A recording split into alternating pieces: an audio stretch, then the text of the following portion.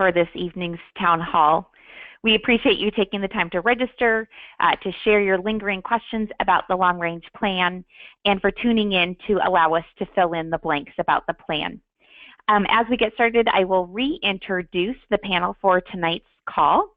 I am Logan Tutel, the chairman of the Long Range Planning Task Force. Also joining me tonight is Susan Pyle, Fraternity Director of Membership, and Ella Gomer Vieira, a task force member and current assistant to the Director of Chapters. Our plan for tonight is to spend about 10 minutes sharing why we have put forth this plan and how we arrived at this point. The remaining 80 minutes will be spent on answering the questions you have sent in via the registration process. If we get through all of the questions from the registrants tonight, we will gladly take additional questions from the attendees. Please feel free to type more questions into the window at the bottom right of your screen. Let's go ahead and get started. So we need to talk about why this plan is important to Kappa, and I have 4 points that we're going to talk about. And first and foremost, we believe that we must meet the needs of alumna and undergraduate members. The new plan provides increased support in all content areas of the fraternity, and it allows the fraternity to make more agile responses to critical issues of today's higher education and Greek environment. Secondly, we believe that we have the opportunity to better utilize and develop the talents and skills of our membership. The new structure has created jobs that are more manageable by increasing the number of volunteers and concentrated work portfolios. We want to make the volunteer job more meaningful and purposeful, and in breaking down the content of those volunteer jobs, not only have we increased the number of volunteer jobs, but we've also increased the opportunity for the right person to find the right job for them. If that is being a specialist for philanthropy or a specialist for leadership programming, that people don't need to know everything, but that they can find a job that suits their passion, their interest, and their time availability. Okay. We believe that volunteers should lead the organization with roles that are less time-consuming and manageable. We have been, and Kappa always will be, a volunteer-directed organization. But right now, the average time commitment of a fraternity council member is 30 to 60 hours per week, which is a full-time job. The average time commitment of a regional and province director is 20 to 40 hours per week, which is essentially a part-time job. So we are asking our volunteers potentially to have a full-time non-Kappa job as well as a full-time Kappa job. And the new structure will significantly cut those volunteer hours per week down. We need to also shift the focus of our volunteers from daily operations to being proactive, to strategic planning for the future of our organization. And the new structure allows for that to happen more than it's happening now under the current structure. And lastly, we believe we must continue to perpetuate Kappa's ideals. The new structure allows for extended programming for alumna and undergraduate members. It is going to increase the knowledge of our history and ritual. It will increase extension opportunities and success. Oftentimes we are losing out on extension opportunities because college universities don't feel that we have enough support for our chapters. And in the new structure, we have a lot of support for our chapters, and we're going to talk about that later tonight. Lastly, we want to bridge the gap between alumna and undergraduate members in all areas of the organization. And this is so important because while we do have a lot of chapter members, we want those chapter members to become alums. We want them to continue to participate in our organization. And the way that we have structured this with such an overlap between chapters and associations and increasing opportunities for them to collaborate, we feel that this is an excellent way to increase our alum membership. So these were constantly before us as we were creating our new structure. So I also want to talk a little bit about the volunteer picture. So interesting, the volunteer rate for women is decreasing across the United States and has been for a number of years. It dropped most recently from 28.3% to 27.8%. The good news is that women between the ages of 35 to 54 with higher education are most likely to volunteer. For Kappa, that is our demographic who reported being too busy when we conducted the Women Who Kappa survey in 2015. So we need to, in order to tap into that demographic that is most likely to volunteer, make our volunteer jobs smaller in terms of time in order to capture those women. The lowest age demographic, the ages of 20 to 24, this is an age group that we rely on for chapter officer roles and advisory board positions. So again, we need to really look at this volunteer picture when we're considering the new structure. And lastly, women give an average of 50 hours per year. I want to remind you that I just shared with you that fraternity council members are volunteering 30 to 60 hours a week. That is a huge difference in this statistic. So we are asking volunteers to give anywhere between 20 to 200 hours a month, and that is a lot. And oftentimes it means that we are losing women in our volunteer roles because they don't have the time to do Kappa. A lot of us have made that choice. I was one of them.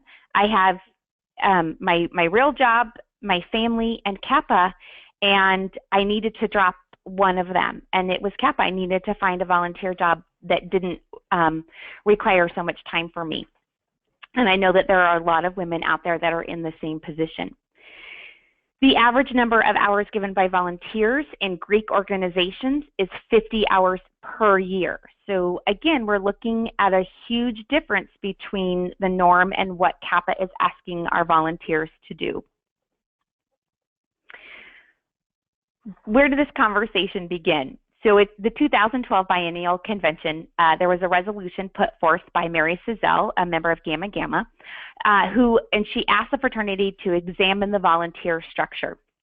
As a result of that resolution, the Fraternity Council appointed a task force in 2013, and this is the task force right here. You might see some familiar faces in that picture.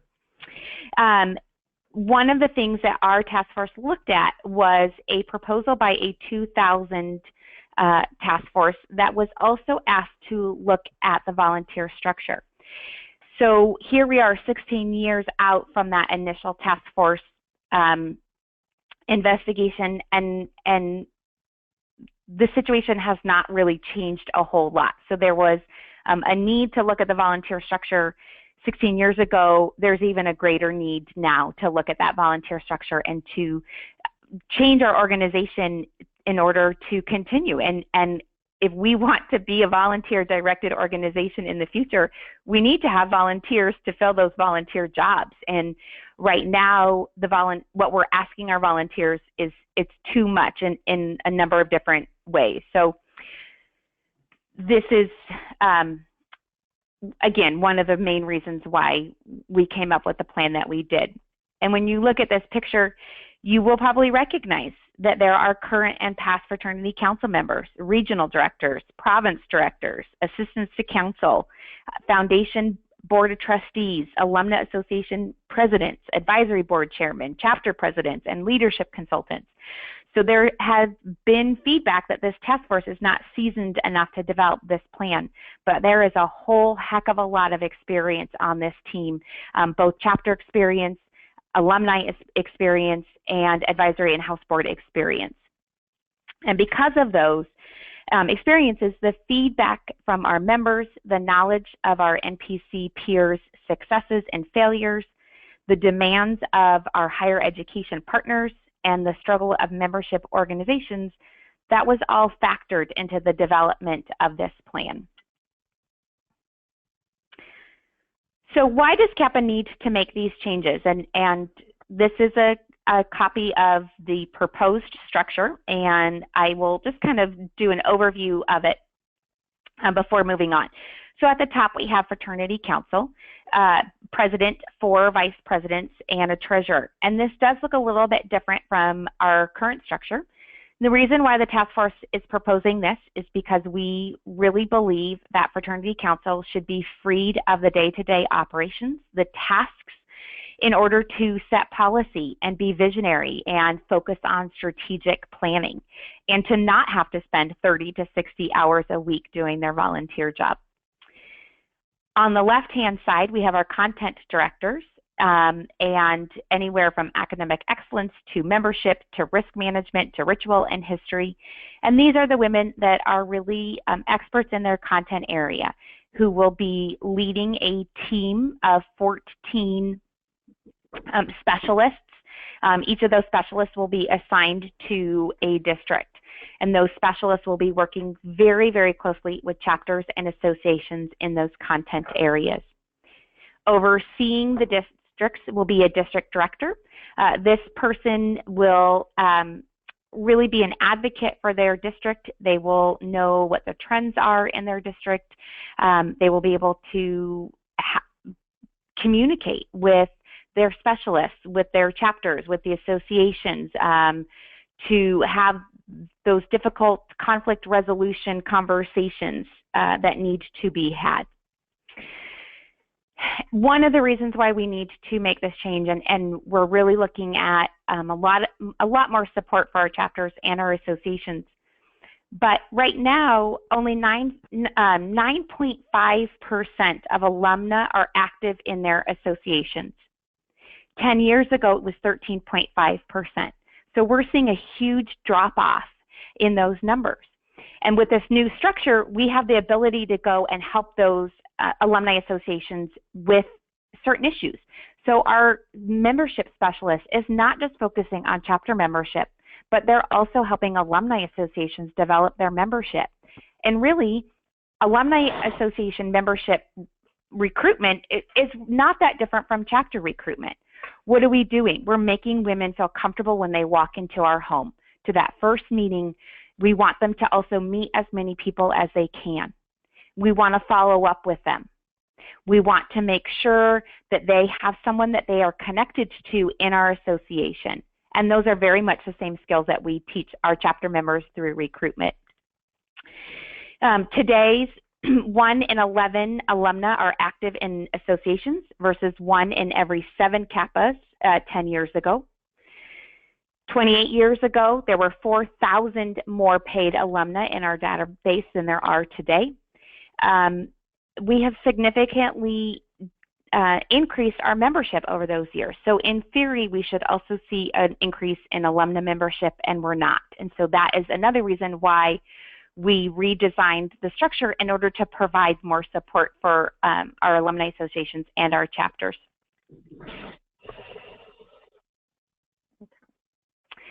So we've gotten a lot of questions about other NPC groups and what are they doing. And there are 26 NPC groups and there are 26 different structures. 5 or 6 groups are voting on board changes this summer. Kappa is one of those. If all of those pass, then we are looking at 17, 18 NPC groups that would have a governance model, which is what the task force is proposing. We are proposing a governance model. Those NPC groups that have already moved to a governance model have seen increased volunteer engagement, which is exactly one of the outcomes that we want to see. Groups like Theta, Tri-Delt, and Phi Mu have non-portfolio vice presidents, which I will flip back. That's what we are proposing, that these vice presidents don't particularly have an area of focus, that those portfolios are with our content directors.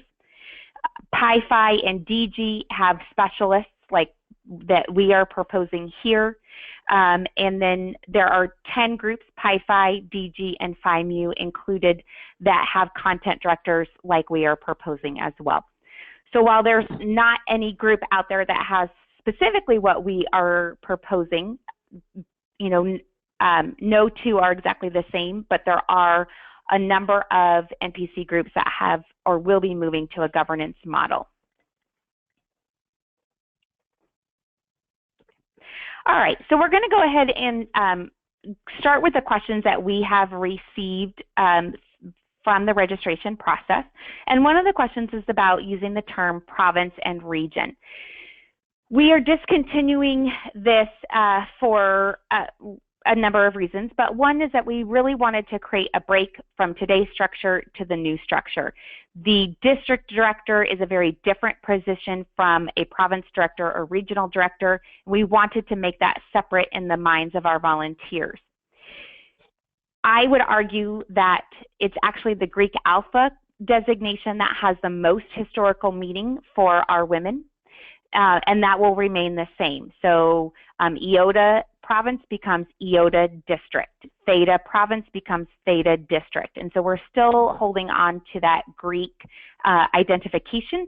It's just the word after it is changing.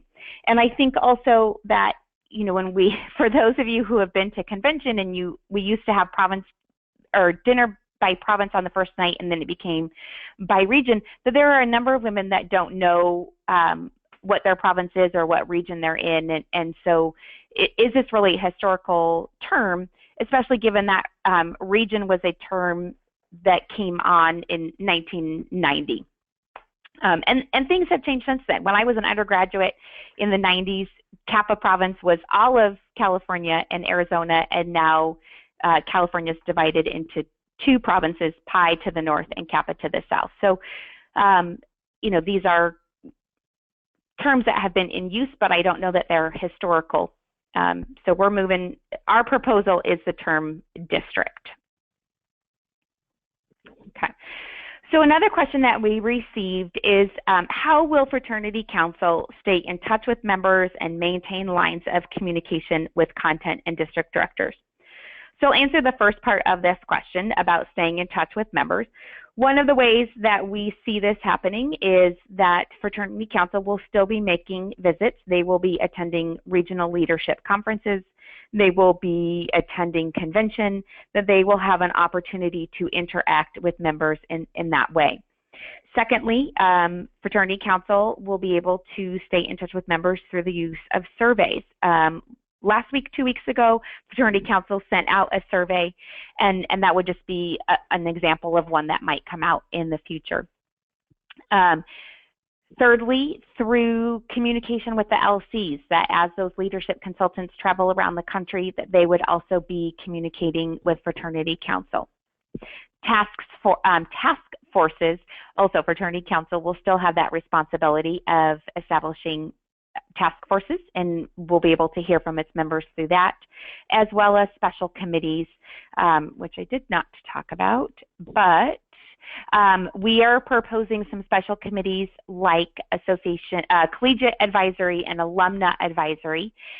Those two special committees, which are on the bottom of the list on the right, would be focus groups that, or a focus group like committee that would do whatever the Fraternity Council asked them to focus on. So if it was, how do we get young alumni to engage, or how can we establish a networking program across the country, whatever that might be, that would be another way for Fraternity Council to hear from its members. In terms of communication, so our expectation is that communication works both ways. So Fraternity Council would be communicating on a quarterly basis with the organization as a whole in updating its progress on its strategic plan. So what have they accomplished? What are their goals? What are their priorities? What projects are they working on? That would go out to the entire membership on a quarterly basis.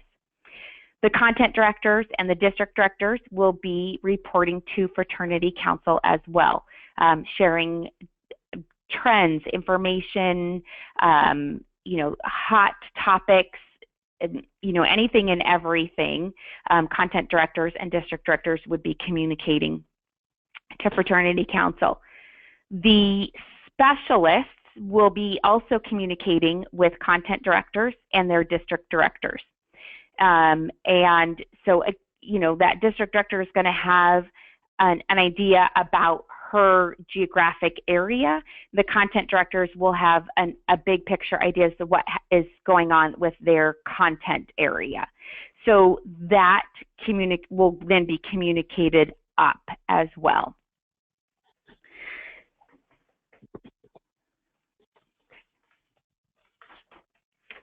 All right. And Ella and Susan, I don't know if you have anything that you want to add to that before I move on. I would just say that I would imagine, for example, the district having that team having monthly phone calls to talk about sort of updates across the district, hot button issues, things that they need to collectively make some decisions about how they're going to tackle. And likewise, I would imagine the content teams having monthly conference calls to discuss the trends that they're seeing, what kinds of educational materials they need to develop or revise or update. So I think lots of ways that communication is going to flow to make sure that everybody's feeling connected and in the loop. Okay. Thank you, Susan. And I will just allow you to keep talking. Okay, great. So the next question is, under our current system, each chapter and association has one person who is really their go-to point person, who in theory maintains that consistent communication. So who do we see having that in this new structure?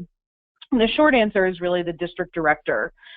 We imagine that district director, as I just referenced, being a major point of communication across the district, from specialist to specialist, ensuring that information gets delegated. The district director is really, I've been thinking about it often like an air traffic controller. So they may be the intake person for some information, may be receiving the first phone call about an issue or a question or an email, but and then is delegating it out to the appropriate person around the district who has the most knowledge and the expertise, that specialist in that area.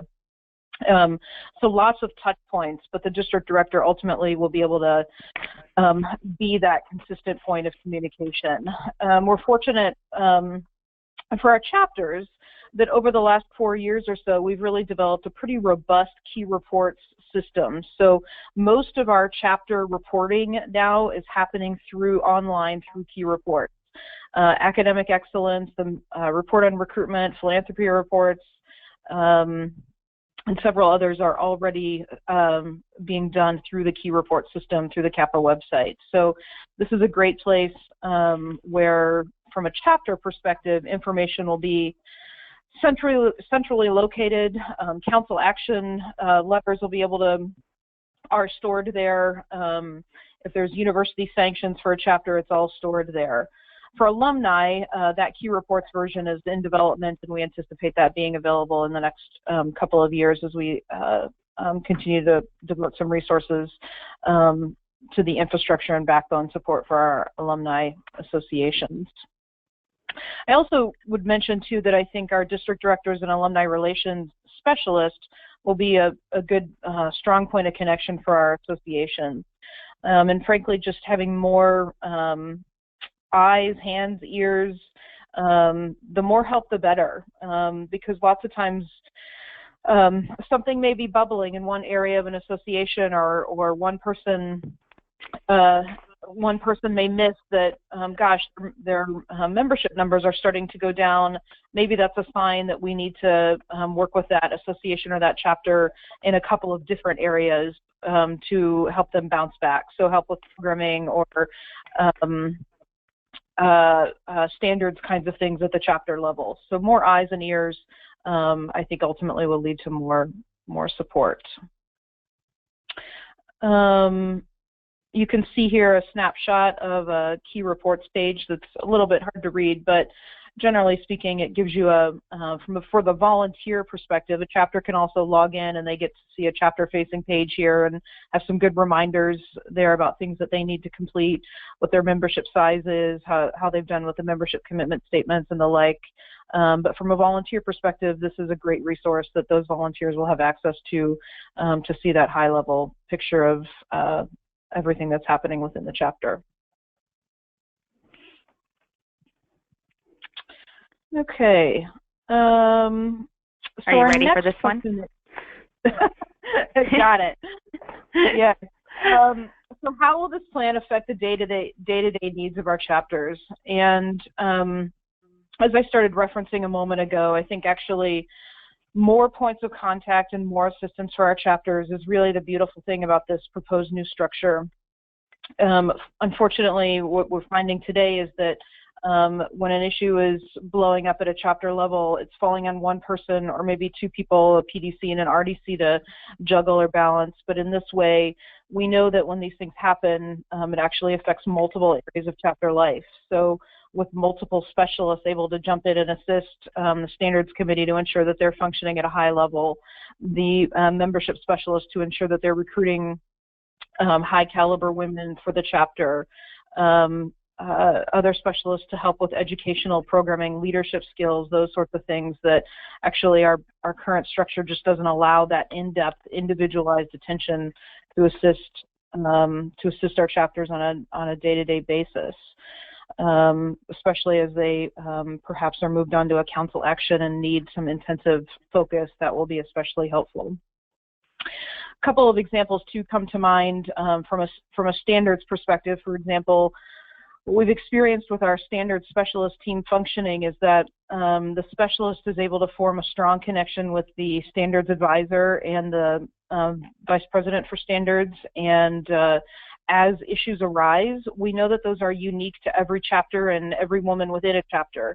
So that specialist has actually been able to provide that unique, to answer those unique questions as they arise. So things specific to chapter attendance or behavior at a social event or mental health kinds of challenges. These are unique, as I said, everyone is a little bit different, and that nuance gets lost when we don't have this individualized support that our standards specialists, in this case, can offer.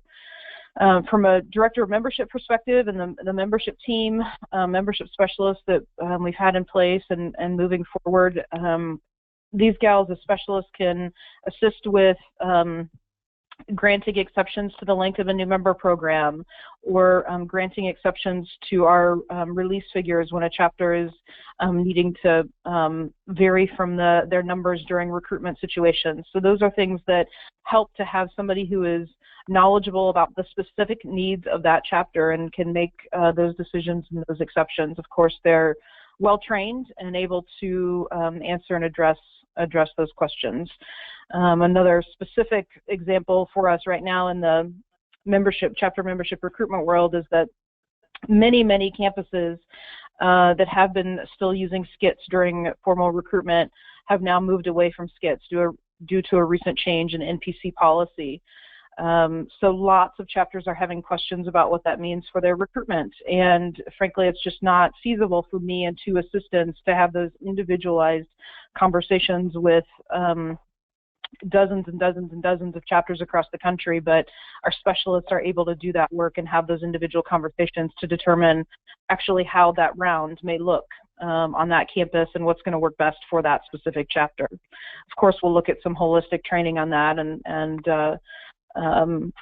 I think, sort of big picture about bringing chapters up to speed on it at convention, but that individualized attention is quite helpful for both the chapter officer and the advisor. I would also, I think, just mention, we know that when things happen with our chapters, sometimes time is of the essence. So a university is calling fraternity headquarters during the day. As a working professional, I'm not able to get to those urgent calls during the day. It's difficult during my workday to be able to do that, but fraternity headquarters is able to manage and triage and handle some of those things during the day, so that then when the volunteer is available, they can get to it in a still a timely, effective way, but it's been handled. The immediate needs have been handled. So, Ella, you've got some thoughts in this area too. Anything that I've missed that might be helpful for folks to know? I don't necessarily think so, but you know, I think just in the world that's evolved in the last 20 years or so with technology, I think that, you know, the chapter women especially are used to being able to reach out and get an answer very quickly. And, you know, I don't think there's a lot of tolerance necessarily from a lot of those women for, you know, waiting 2 or 3 days until someone has a chance to get back to them. And I think the province directors and regional directors right now, being responsible for so many different areas of content, wind up having to weigh the different emails in their inbox and how quickly they're responding to those chapter women. Having more specialists and more women available to be really, really timely and really effective with our chapter women is going to also help us meet the needs of our chapter officers and make them more effective. So I think even just responding to the needs of our chapter women more quickly because of these specialists will be a huge efficiency that we gain as an organization. That's great. All right, thanks you guys. So another one of the questions that we received is about struggling alumni associations and its members. And, you know, there has been a concern that with our new structure that alumni associations will get lost. And I think it's actually the opposite. I feel that for the same things that Susan and Ella just talked about with our chapters, the same applies to our alumni associations, that when we look at the structure, there are so many more opportunities for them to be assisted, so many more women with content-specific expertise. So if an alumni association is looking for philanthropy help and they want to, you know, do a Reading is Key event, then that philanthropy specialist who's also working with chapters can help the association forge that bond or start that communication. Or, you know, if it's a how do we better support the foundation, then that philanthropy specialist can step in and help and say, this is something that you could do, or you know, let me help you contact the foundation and get some information about X, Y, or Z. And with the alumni relations specialist, you still have that person that is solely focused on alumni associations. But a president, alumni association president, also has a lot more resources to go to. So she has a membership person to go to, leadership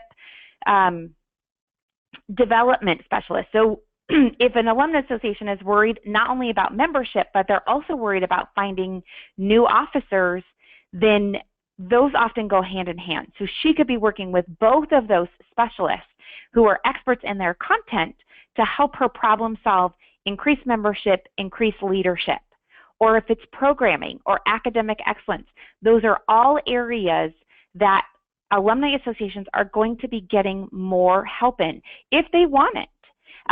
You know, that doesn't mean that the president has to be talking to all of those people. That's not the case. If you don't need academic excellence help, then you don't need to talk to that specialist. She might reach out to you every now and again and say, hey, if you want to share this with your members in your newsletter or whatever, please do so. But you don't have to do that. We also have, as I mentioned earlier, the alumni relations specialist. The district director is also going to provide support for struggling alumni associations, but the task force has also proposed the creation of the Association and Chapter Development Committee, and this is a committee that will help our at-risk associations and chapters. So if a district director and an alumni relations specialist identify an association as one that needs extra TLC, that they need that hand-holding, that they need that one-on-one mentorship, then this is the committee that's going to come in and they're going to work with that association. They're going to get them the help that they need in order to continue on, in order to grow their membership, in order to improve their programming, whatever the case may be.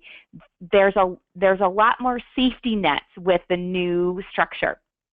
So you have these 14 specialists, you have a district director, you have this development committee. So for our chapters and our associations, as Susan said, there's more eyes and ears and hands to help our organizations, our chapters and our associations be successful, which is ultimately what we want. We want our members to enjoy their experience and to be successful. So how does this plan affect the day-to-day needs of alumna associations? As I mentioned, oftentimes when I was a PDA and an RDA, that was what we heard from associations. How do we increase our membership? We have 500 people on the galley, we have 80 paid members, we have 25 that regularly attend. How do we fix this? So I think having, again, those specialists that can come in and say, well, have you done this? Have you done this? Can we brainstorm on this?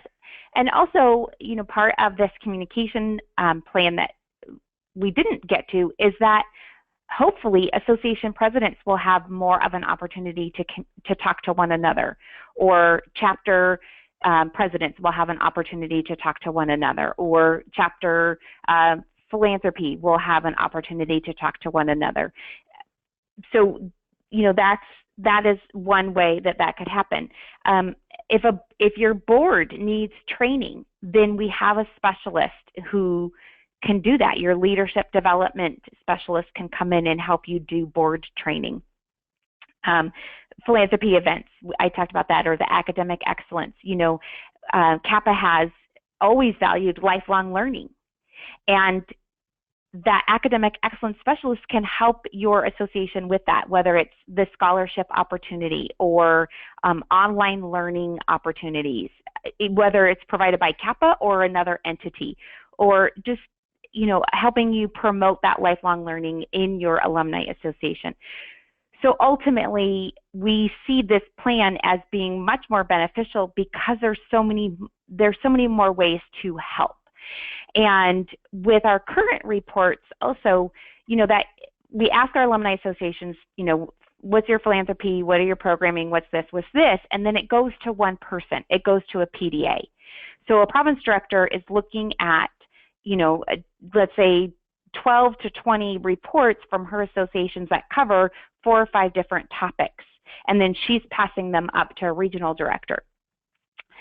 With the new structure, that report, your philanthropy specialist is going to look at that, and she's going to just be able to focus on the one aspect of that report.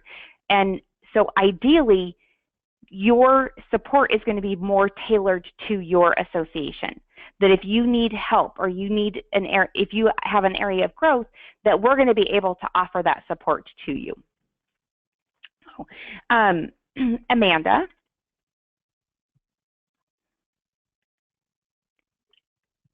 I always catch her off guard. Have any questions come in? Yes, we do have a few questions. There's a question regarding how we're going to be able to pay for this. So this change, is our revenue up?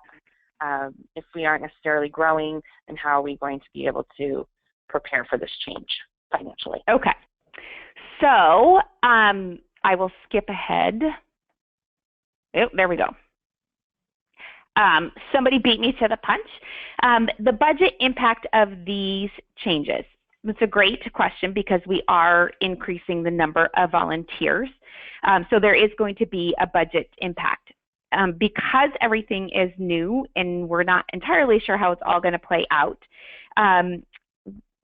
the Finance Committee asked for a spend rate increase from 5% to 5.5% just for the next biennium. So that will provide an additional $85,000 for the next biennium. So it's just a one-time spend increase. And they felt comfortable doing that because the fraternity has built an investment portfolio that's valued at a little bit over $8 million. And so they felt that increasing the spend rate by that 0.5 percentage point for the next 2 years would not be harmful. So that $85,000 ultimately would be for volunteer training, volunteer budgets, and then moving or taking those 27 additional people to, let's say, ACS. Okay, so for now, that's how it's going to shake out. And to kind of put that into perspective, so that $85,000, which we would be spending for our additional volunteers over the next 2 years, is less than the budget for AV at convention. And it's about the amount that we spend on candlelight banquet at convention. So we're hoping that,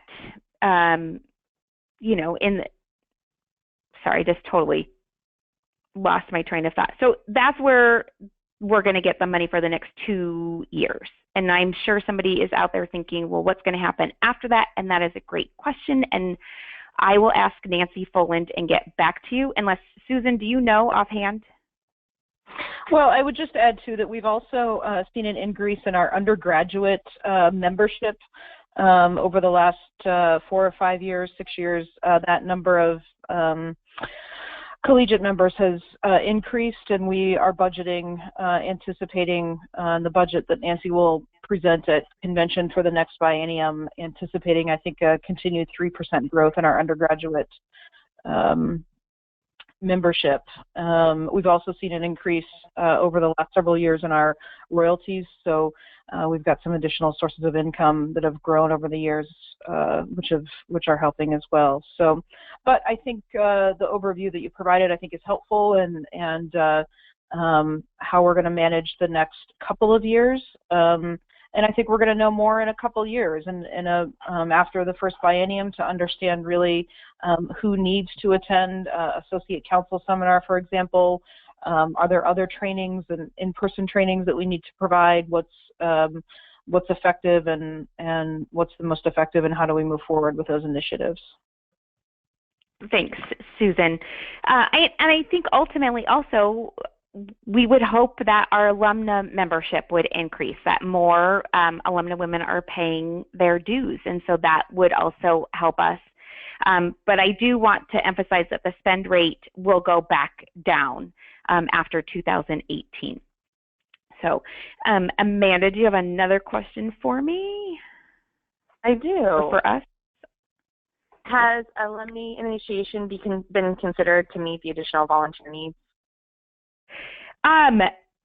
It was not something that the task force discussed. You know, I'm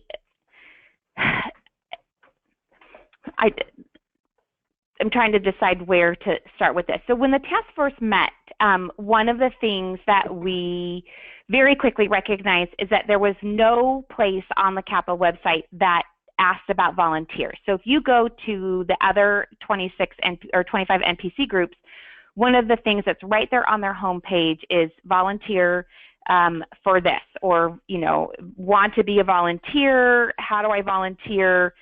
There's a lot of opportunity for people to put their name in. We did not have that. And in the past, there was a volunteer interest form that you got maybe at province meeting or convention, and then it went somewhere, but it went nowhere.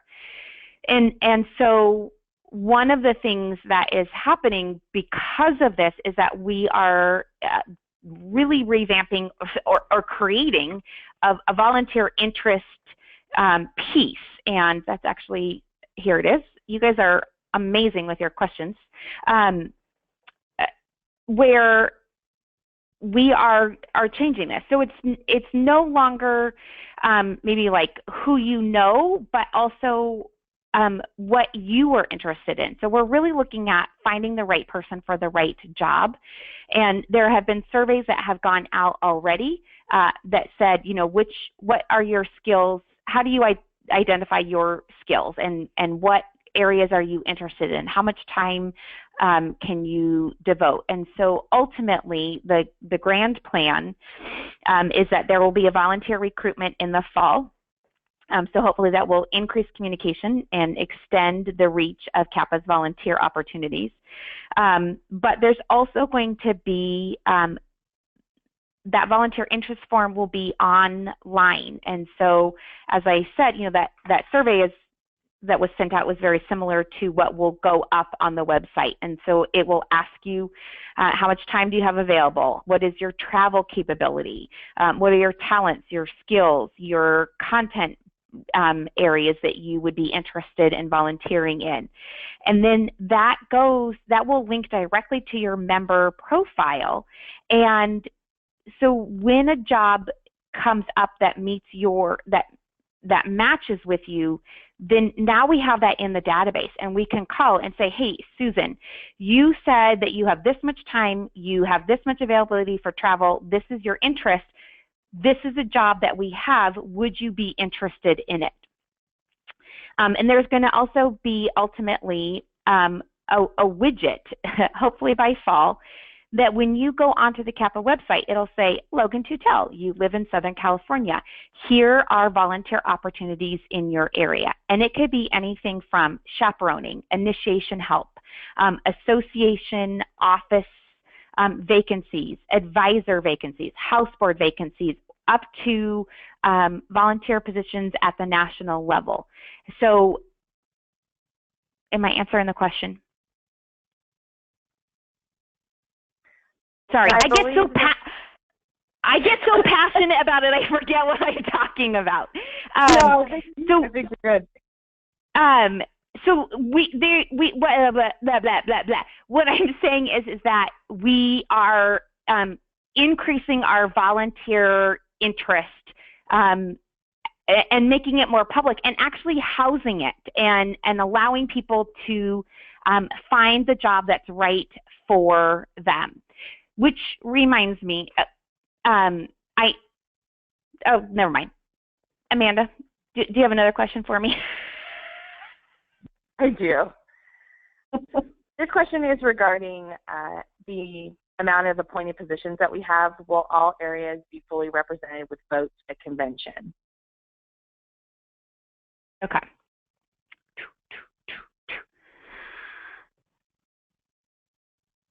There we go. So the convention vote will rest with Fraternity Council, content directors, district directors, and standing committees. So we felt that this would represent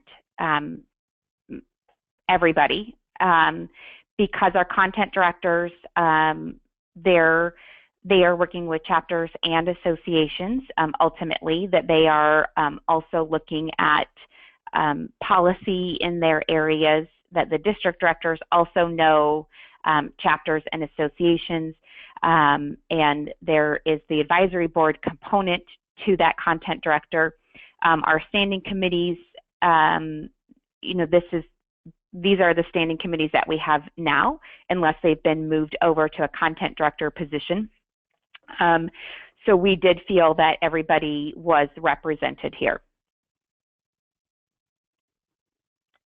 Logan, if we could go back to the volunteer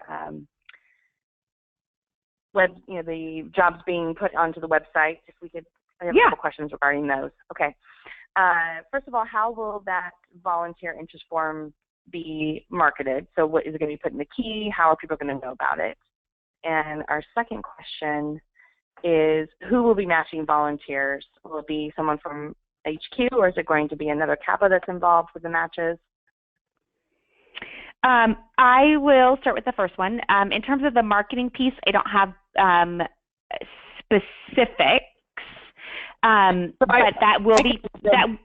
Oh, go ahead, Susan. Well, I was just going to mention that I think so. It's already, the website is already up where people can input what their interests are, time commitment wise, and so forth. And there was already an email that went out to current official family volunteers, asking them to populate as they're interested in doing. But yes, I imagine there's a significant push planned. So Key Magazine, social media, and the like, to really drive our volunteer base that we'll need to reach populations that we aren't currently reaching will be important to the process. And then, I think, what was the other question? Who will be doing the matching? Oh. I would say it would be a little bit of both, in that if Susan was a content director of membership and she was looking to appoint her membership specialists, she would call Sarah Bowman at headquarters and say, I need people with, you know, I need to appoint people to this team, or I need to fill a vacancy. Right. And can you please tell me who in the database identified, you know, this criteria? And then, you know, ultimately it's the volunteer's decision on who she wants to appoint to that position.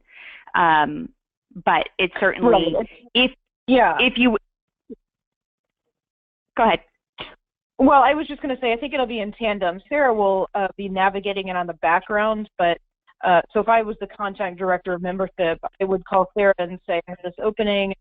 Can you run a report on who's expressed an interest in membership and has the appropriate time commitment, expressed an interest in the appropriate, doing something with the appropriate time commitment, and Sarah could run that list of volunteers. And then, you know, there may be some who are already tagged and doing other things, and so we sort of work through that list. But ultimately, Fraternity Council is going to need to appoint any, make any of the appointments as well. So volunteer with Sarah, and Council has also had some discussions about potentially a volunteer helping with that piece as well, helping Sarah. So, Amanda, let's do one more question, then we'll go back to the PowerPoint. Okay. The question that we asked originally regarding alumni initiation didn't really get answered in the response that you gave. So it sounds like maybe if you could redirect that question again, please. Okay. So the alumni initiation was not part of the volunteer. It was not part of our charge as a task force. That was not something that we, I think, felt was in our purview, so it was not something that we discussed. Ultimately, that is a policy that needs to come from Fraternity Council. You know, it's not any, I guess what I can say is it's not anything that we talked about because we were focusing on other aspects of the volunteer piece. Thank you.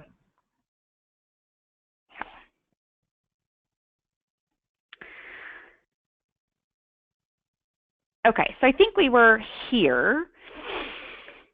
And so how will members feel that they have a voice under the new structure?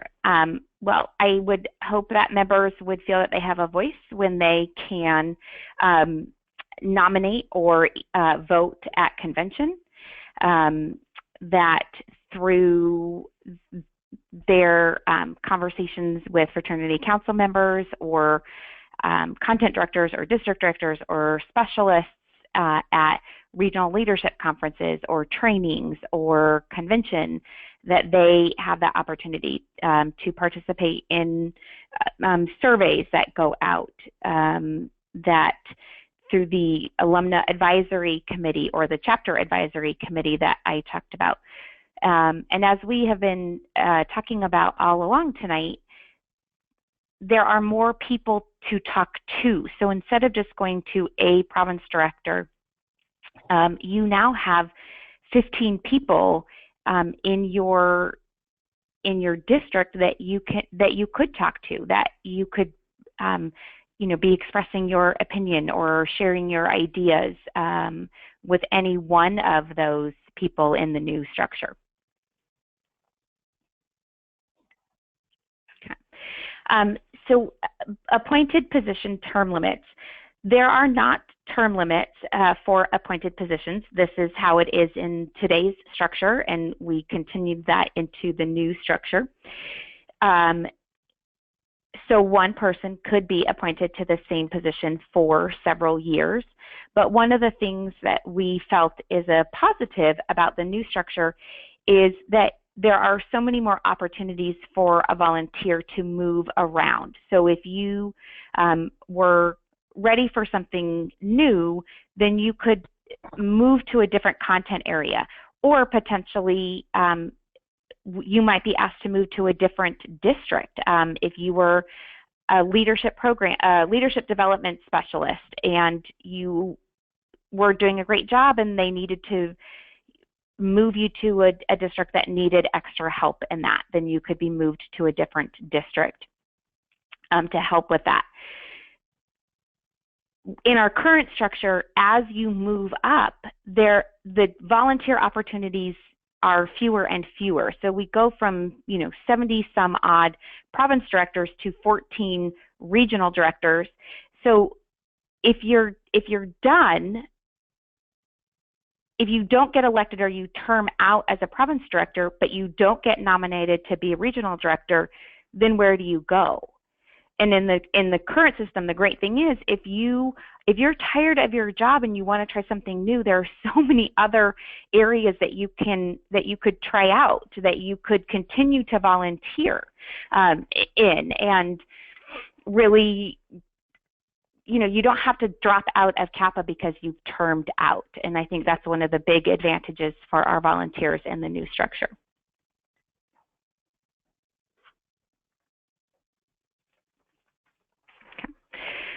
So another question that we got is, since there will no longer be a chapter team, what group will have the responsibility for chapter evaluations as we do them in the current structure?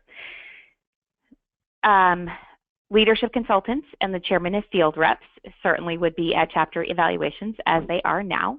The task force also saw that content directors and district directors would be in attendance, and it does not have to be all of them. It might be some of them, two of them, maybe a vice president or two. Yes. Yeah, Logan, I was just going to add that I think technology, again, can be of great assistance to us for chapter evaluations. I think in some ways, perhaps not too much of a shift from what it is currently and who's around the table, or we've certainly over the years had a regional director who, for personal needs, like having a baby, for example, is had to miss chapter evaluations, but has been able to participate via Skype. That's been very effective, and I imagine something similar would be helpful moving forward with our district directors, so that everybody's involved in those conversations as they need to be to get the information. Thanks, Susan. And I totally agree with that. And we've also had that conversation about training school. That certainly the leadership consultants and the chairman of field reps would be there. And then other people, as needed, could either travel to headquarters or to Skype in, just depending on different situations. So hopefully a lot of flexibility can be continued in that area. So we're back to this one, and I know that there was a question that came through about the nominating committee, and that asking about that because it was part of the original resolution in 2012 that the volunteer structure be examined, starting with the nominating committee.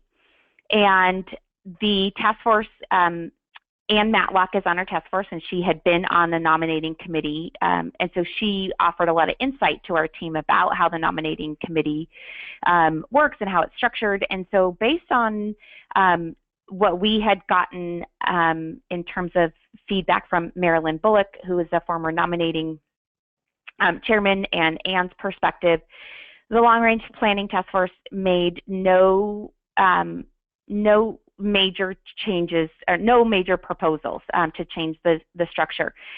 Ultimately, going back to the same point that I started with with our volunteers, that with this improved volunteer interest form system and the database, and looking at that, the skills and the jobs and the interests of time and availability, that the nominating committee would be would have more information, that they would have more resources on hand to help them make those decisions. So at this point, the task force isn't recommending any major changes. We still feel that it should be made up of a mix of alumna and undergraduates, especially because, you know, undergraduates are such a large component of our organization. So really no major changes there. And again, we're hoping that because we are moving to this new volunteer information system, that we will be able to provide more detailed information to the nominating committee. So how will volunteers be trained for these positions? So there is a large-scale training for new district directors and content directors that will happen at the end of the summer, early fall. And that will include job-specific training in content areas, reporting, and processes. It will include document and resource overviews. It includes what we call soft skill training on creating volunteer life balance, crucial conversations, and building and coaching teams. And then also cultural and governance structure training will be provided to all new volunteers. We've been piloting some of this, as Susan mentioned, with some of our content areas. So membership and standards are two of the areas that we've been piloting this with. And with that, the Education Department has created an onboarding, and that includes webinar trainings, monthly conference calls with their team leader. So that might be Susan as Director of Membership, or it might be Philanthropy with Carol Sanders. In the future, it would probably include bi-weekly or monthly conference calls with a district team, you know, operational elements like using the yellow pages and things like that. The districts will be, and I don't think I've mentioned this, but the goal is to divide the district directors amongst the 4 VPs, and so they would be able to communicate with their 3 or 4 district directors to set up regular communication. So again, we have that communication. It's not necessarily formal reporting, but it's an informal conversation. Okay. We also would like to continue to have ACS, and the task force is proposing that on the first day of ACS, that people meet by their content area, and then on the second day, they meet by district. And so we're getting that training, but we also are allowing our districts to set goals, to talk about the district as a whole. What are the trends in that district? What are some areas that they want to continue to promote and to focus on, and so on and so forth. And then also, Fraternity Council would like to appoint a transition team that will monitor training needs of volunteers in the new positions, and to help implement additional workshops as needed. So a lot of training ready to happen if and when the new proposal goes into effect. Hey Logan, it's Ella. Do you mind if I jump in with something for a quick second? Of course not. Okay, great. And we've referred to Sarah Bowman a couple times on this call, and I just want to make sure that everybody understands what her role is at headquarters. So one of the results of the Long-Range Planning Committee's analysis is that curating and figuring out, you know, what volunteers are available and what their skill sets are and who's interested in what, and aggregating the information from those volunteer interest forms and assessing what training we need and all of those things. We know that we need an expert and someone who's dedicated to pulling all of that information together and helping us come up with a plan that makes sure that no stone is left unturned and that every interested volunteer is put in the right place in the organization for her.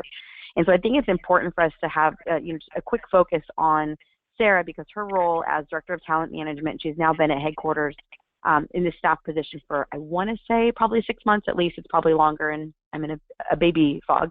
But she is helping us 40 hours a week pull all these pieces together and really help us make sure that we are using technology and using all the volunteer hours and effort that's out there, and making sure that people feel fulfilled in their roles, that they have a great job description, that if there are open roles in a certain district, that she's going back to the database and figuring out quickly who could fill them. So, and all these training things that we're talking about also would fall under her purview to coordinate and make sure that we're being as effective as possible. So I think that the addition of her to headquarters helps enable so much of this program. And so I just wanted to make sure that we took a second to acknowledge that role and how important it is in the success of all of this. Thanks, Ella. And I should clarify that Sarah's been in this current role for 2 years. And just kidding. She's, sorry. Baby fog. Yes. And that she's, she was in the education department before that. So she's been there for, I think, a total of 10 years now.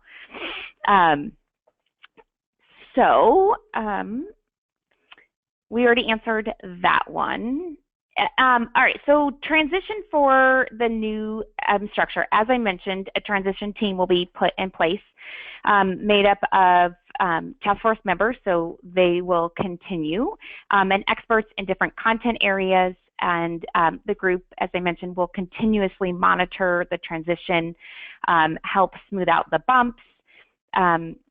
We also have, as I mentioned, 6 specialist teams that are already in place, and those are membership, standards, academic excellence, Panhellenic, philanthropy, and risk management, and ritual and history. So it's 7. The documents are also being changed now, so leadership guides for chapters have been updated to reflect changes. Reporting forms are being reviewed and updated. Province directors and regional directors are reviewing their materials, sorting paper documents, saving electronic documents, sending stuff to headquarters to be scanned or stored. Suzanne Vanderheyden, who is the fraternity ritual chairman, is also reviewing all fraternity ritual to determine what, if any, changes will need to be made. We've talked about the budget, and Nancy Foland, who's the fraternity treasurer, has created 2 budgets, so one for the current structure, one for the proposed structure. Meetings and trainings have already been calendared, and the content and instruction for those are already starting to be planned. So if and when this passes in June, we are ready to make the transition that day, that weekend, and really just to get this up and going as quickly as we can. So that's the transition. The term, in terms of the appointment, so this time would be a little bit different, but moving forward in the even year at convention, Fraternity Council and the 14 district directors would be elected. Immediately following convention, Fraternity Council would appoint content directors and committee chairmen. And then in the spring of the odd year, the specialists would be appointed. So very similar to our current structure today, where our province officers, province directors are elected in the spring, and then they go to training in June at ACS. That same timeline would be followed. So we're not seeing a turnover of all of our volunteers at the same time, that there is a lag. And so in the odd year, spring is when the specialists would be appointed and then attend ACS in Columbus. So that is our transition plan for the new structure. And Amanda, can I take a break and see if there's any more questions that have come in? Yes. We do have one question that is for clarifying. Could you please clarify if the documents are being updated on the website before the change? No, they aren't. Yeah, they're not being updated online. They are just, we have like the live version, which is for the current structure, and then if the proposal gets passed, then we have replacements that will go up. But the ones that are online are true to our current structure. Okay, thank you. We have a couple of questions coming in right now. Another one is, what happens to the local voice for voting of the province officers? So there's a little bit of concern because we won't be voting for province officers, that the local voice won't necessarily be as heard.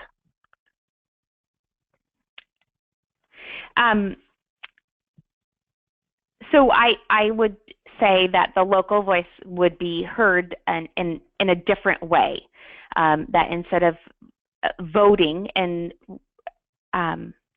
really we're looking at 10 chapters and maybe 20 alumni associations that have that local voice at a province, that with the new structure we're really expanding that, and that as a philanthropy chairman for my chapter, I have a voice in speaking to my philanthropy specialist, and we're looking at that 14 times however many chapters are in your district. If the question is, how come I don't get to vote for a province officer anymore, that the vote as a voice doesn't happen until convention, really. But the advisory committee, the alumni advisory committee, the chapter advisory committee, the working with your specialists, attending regional leadership conferences. And those regional leadership conferences are going to be really focused on training and Kappa specific. It's not so much the business of the province meeting as we might be used to, because I believe that Fraternity Council is going to continue with that regional leadership conference model in the future. So I think that, Logan, I could maybe jump in too and just offer that I think even our province nominating chairmen have indicated that they've had challenges surfacing volunteers in some areas of the country in particular. So that system is maybe not, while we like maybe the idea of electing province officers at a local level, is not fully effective across the country. But I think with our specialists working closely with chapter advisors and alumni association officers, we're actually developing more grassroots relationships, and can encourage through that vein women to consider indicating their volunteer preferences through the website, so that we don't actually have to wait for a province meeting to roll around. But if we've got a great membership advisor or standards advisor or association officer that if she's interested, there might be opportunities that happen in a different way off cycle than just once every 2 years.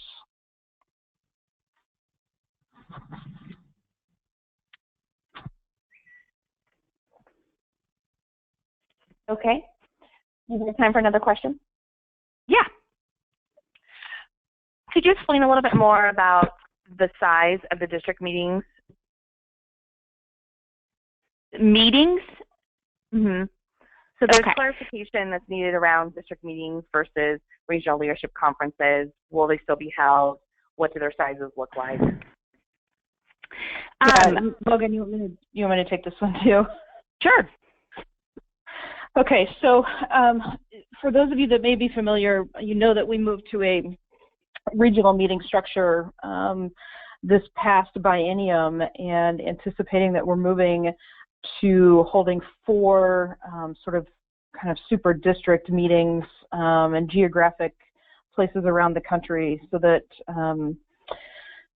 what we've been finding is that it allows us to maximize the educational content. It allows us to have more in-depth, high-level professional trainers. So we had fired up productions, for example, at the last regional meetings.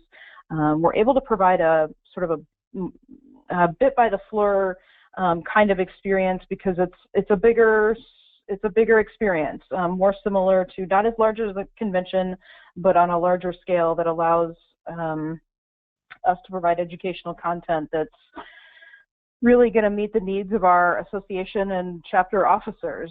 We're also thinking more holistically about what kinds of officers should attend so that we can really get that dedicated, specific training in any given regional meeting structure format. So the scale is allowing us to do some things differently than we were able to do in province meetings.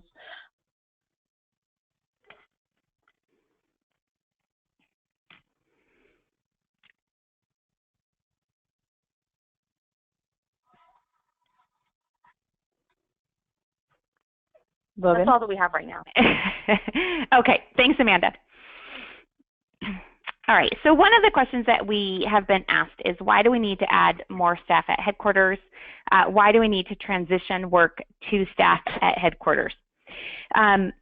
So as the task force was meeting and reevaluating the volunteer structure, kind of the same thing was happening with the headquarters staff, that as the needs of the volunteer has changed, the structure at headquarters was not necessarily best meeting the needs of the volunteer. And so Carrie Kittrell, who's the executive director, started to make some adjustments. And you know, one of the things that we recognize with our volunteers is that volunteers were doing more of operational things, task things, which prevents the volunteer from doing the mentoring, the advising, the strategic planning, the focus on the vision of the fraternity. And so if some of those day-to-day task things could be moved to headquarters and staff there, then that would allow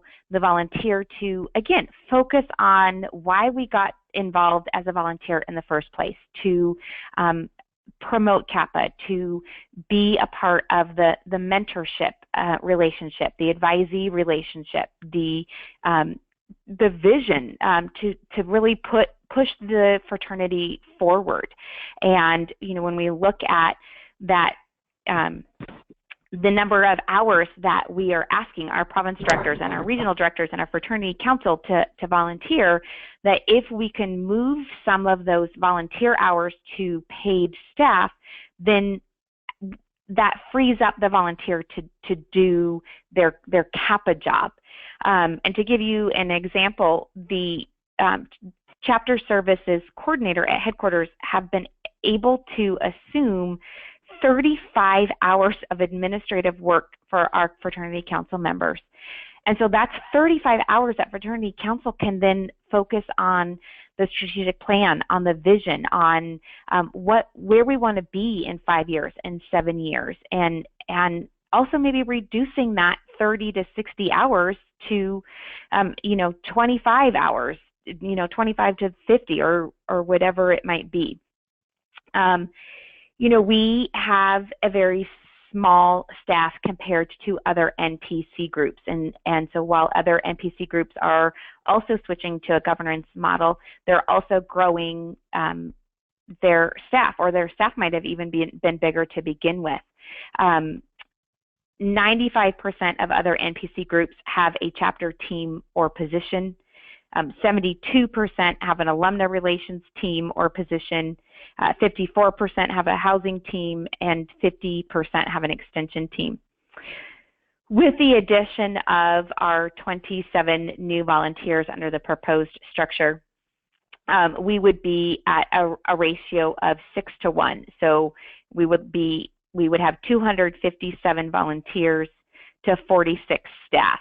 And that number of 46 staff include our leadership consultants. We have 12 leadership consultants. They are considered paid employees of the fraternity. So a 6 to 1 ratio. We are still a volunteer-directed organization.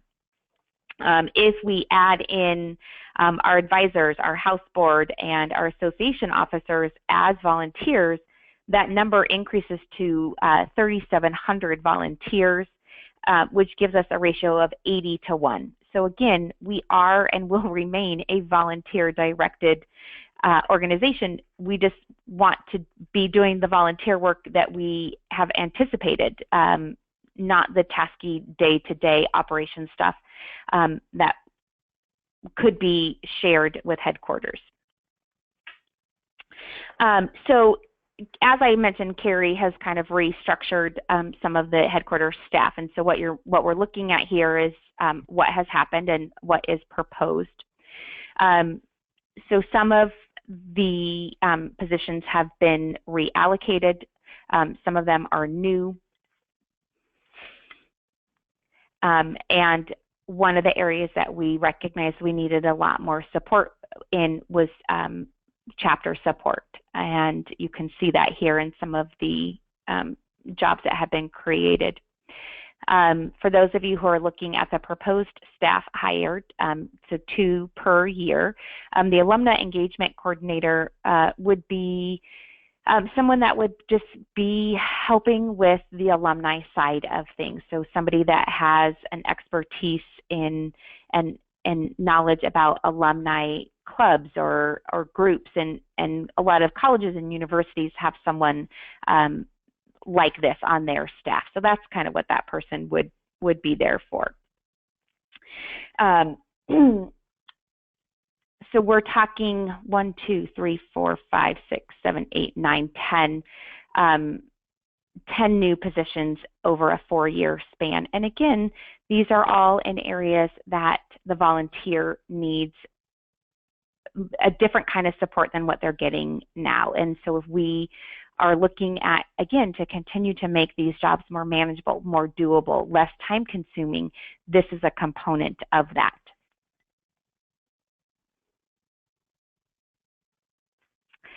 All right, so we've also gotten questions about how voting is going to take place at convention. So this is a vote on bylaw amendments. It's not an overall vote on the structure change. So it will not be how many of you say yes and how many of you say no. It is, here's the proposed amendment. We vote on the proposed amendment. Here's the next proposed amendment. We vote on that proposed amendment. Each bylaw amendment will be presented on Thursday afternoon, and a standing vote will be conducted. A bylaws workshop will be offered Thursday mid-morning, so before the vote on the bylaws. So if you are coming to convention and would like to attend that workshop, you are more than welcome to do so. And then the bylaws have to pass by a 2/3 majority.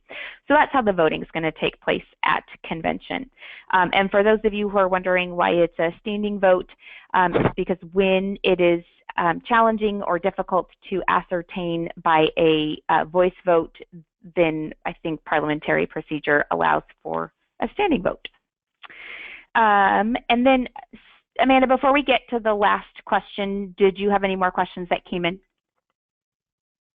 We do have a few questions that have come in. One is, do all the new HQ staff need to work in the office, or can they be remote employees? That is a great question, because I would love to be a remote employee of the headquarters staff. I think ultimately right now they are looking for people to actually live in Columbus. But Susan, do you know definitively one way or the other? I think right now we're still looking for folks that live in Columbus, but I think long term it's something that council and Carrie would want to explore as staff that could work remotely. I also just want to clarify back on that slide, Logan, it's not actually 10 new positions. Some of those positions are actually they were just vacancies. Like we had some folks leave because of they relocated, they changed jobs, other things. So a couple of those folks, like the marketing assistant, communication specialist, those are just filling positions that already existed. So yeah, the risk management coordinator was already a staff person at headquarters, and she was just moved into this new role and then reassigned her other duties. So it's not 10 new positions. Susan, thank you so much. Mm-hmm. Amanda, did you have another question? Yes, we do.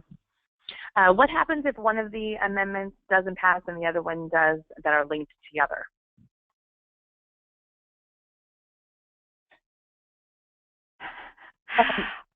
do you want me to, I think I can sort of talk this through, but I believe that the way that they're, those voting delegates have received a packet of information that indicates how the votes will work, actually, and so how the votes are broken down, and so they're broken down in such a way that that wouldn't to avoid that situation. Okay, thank you. And will there be a House Director Specialist? I'm not ruling it out, but that is not something that is on the radar for the next biennium. However, we have proposed that there be a House Board committee, and that committee could be made up of different people that have different areas of expertise. And one of those committee people could be a House Director Specialist, if you will. And so on that committee, there would be someone who could, be in communication with your House Director. Okay, thank you. Will the chapter, I believe we're calling it Chapter Services Coordinator, be a member of Kappa Kappa Gamma?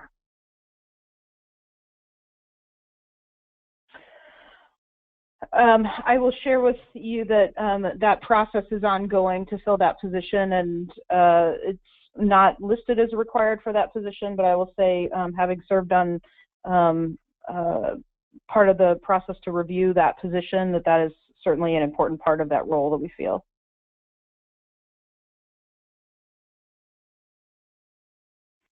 Okay, thank you. Amanda, I have time for one more question. Okay.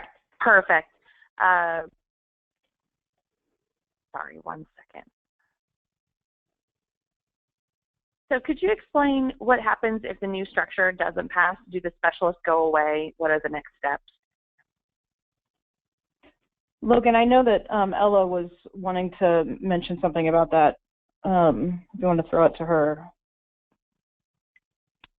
Sure, I'm here. So the specialists, the way that the fraternity is structured currently with the different directors, the specialists are allowed for in our current structure, so it's likely that the specialists would continue. The new council, of course, would have to determine that, and those directors would determine if they wanted to keep those committees effectively, but our current structure allows for that, so specialists would stay.